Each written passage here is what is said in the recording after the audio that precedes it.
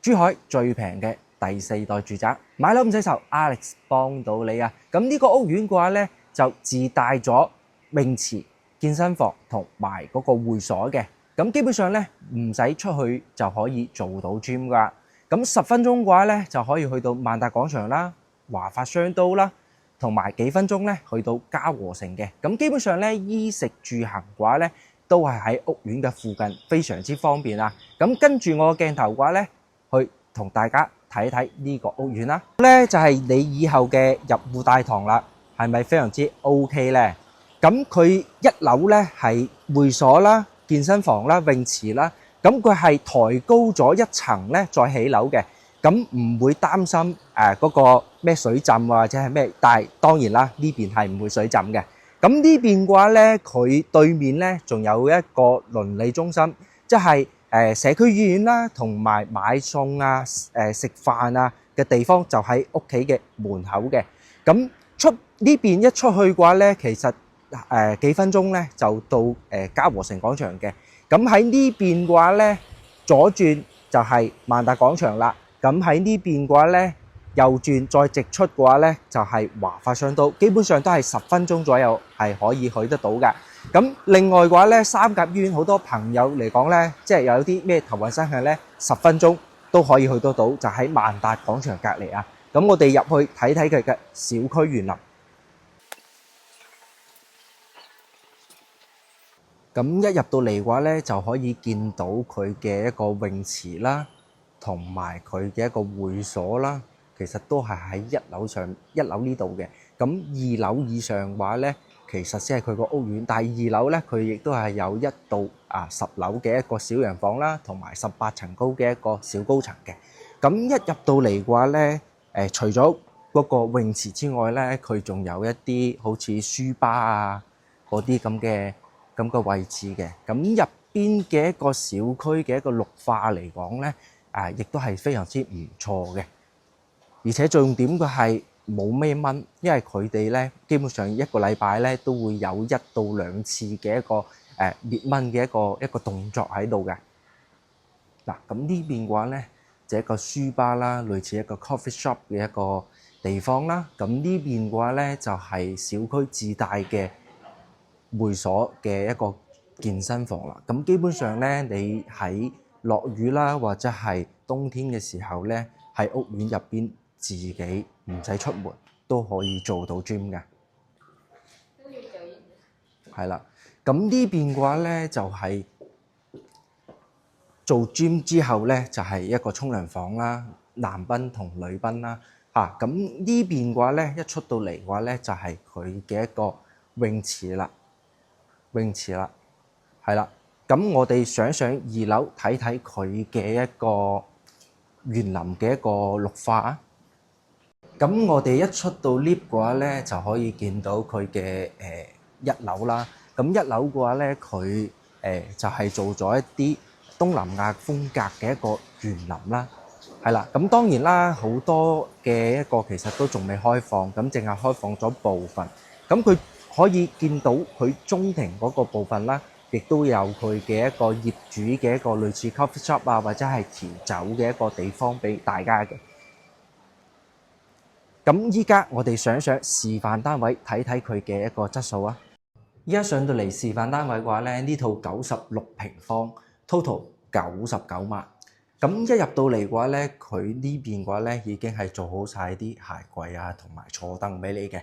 咁一入到嚟嘅話咧，佢呢邊咧其實先係佢到時嘅一個門口啊。咁示範單位嘅話咧，佢就喺呢邊嘅話咧就剝咗埲牆，作為一個工作室咁樣嘅形式。咁其實呢個 design 其實都幾 OK 㗎。咁如果唔需要3房嘅2房嘅朋友嘅話咧，咁樣 design 嘅咧，咁成個客廳嘅話咧，其實係好闊落，好通透。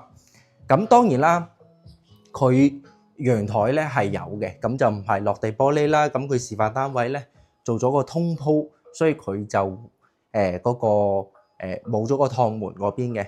咁呢邊嘅話咧，佢因為係第4代住宅啦，咁佢呢邊嘅話咧，其實做個6人嘅餐台，再做嘅 L 字型嘅餐邊櫃嘅話咧，其實係非常之舒服㗎。咁佢呢邊嘅話咧，就係望翻啱先我哋所講嘅小區嘅一個泳池啦，同埋佢嘅健身房啊、會所啊落邊嘅。咁因為呢邊嘅話咧係一個小高層，10層高嘅小高層嘅話咧，咁其實無論你係從2樓到10樓嘅話咧，其實都係有 view 嘅。咁呢邊嘅話咧就係望翻佢嘅一個廚房位啦。咁廚房嘅話咧，呢邊亦都可以放到嗰個雙開門大嘅雙開門雪櫃啦。咁仲有好大嘅空隙咧，到時可以放翻啲嗰個架啦。咁你可以放翻啲臨審嘢嘅。咁基本上交標咧就係3件套啦，洗碗機啦，咁大星盤啦。呢邊咧亦都係明窗。咁佢上面嗰啲嗰個櫥櫃啦，都係幫你做好晒嘅。咁我哋睇睇房間嘅一個部分。咁房間嘅話咧，咁呢邊嘅話咧就2間房，左邊一間，右邊一間。咁公共衛生間咧，亦都係喺呢個位置啦。咁我哋先睇衛生間嘅部分先。咁衛生間嘅話咧，佢哋都係採用3段式嘅分離啦。馬桶啦、洗手盆啦，同埋佢個淋浴區。淋浴區嘅話咧，佢相對嚟講咧，亦都係四四正正，而且佢嘅一個淋浴空間咧，真係好闊落嘅。係啦，因為 Alex 咧呢邊為咗方便拍攝咧，就用咗個廣角嘅，所以就顯得。但係實體嚟講話咧，佢呢個淋浴空間咧，其實係好闊落嘅。咁我哋睇睇另一間客房先。咁客房嘅話咧，就係利用咗飄窗位啦，或者係拍埋邊嘅話咧，做個榻榻米嘅設計。咁佢落邊咧可以做一啲收納嘅櫃桶啦，同埋呢邊嘅話咧可以做一排嘅書台啦。